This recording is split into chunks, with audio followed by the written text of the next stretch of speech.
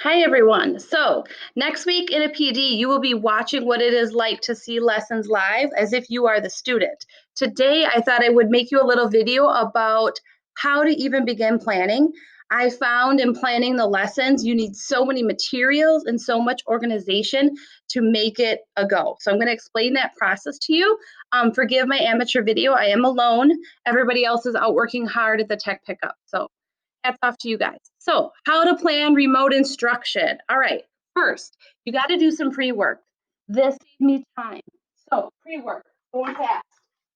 Everything in this RUSD checklist, make sure you get those templates done. Get the templates done ahead of time, like your online etiquette, like your syllabus, all that kind of stuff. So, those templates in the checklist, get it done.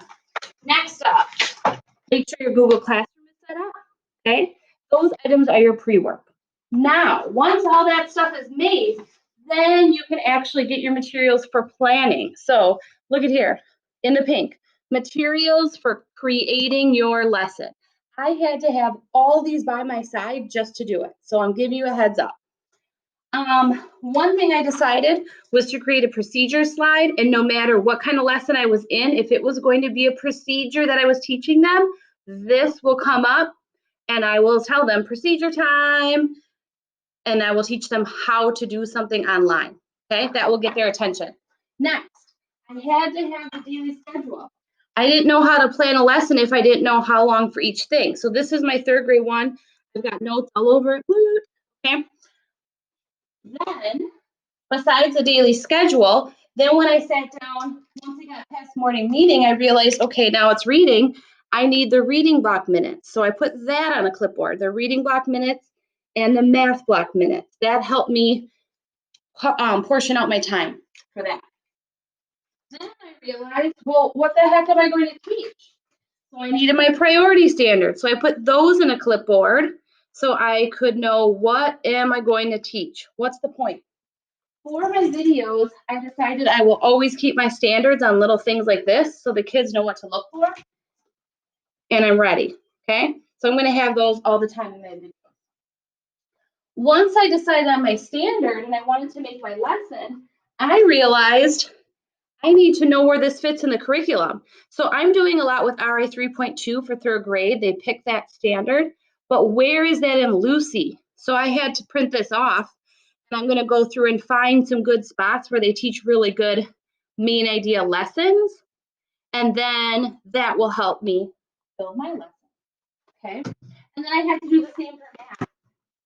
So for math, I have to use this cool thing from Orgo and see, all right, this is what I want to teach. This is where it shows up in the modules. And then this helps you too.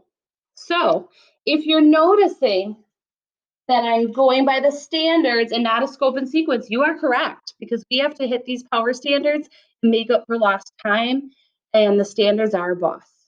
Okay, then it came to the lesson part.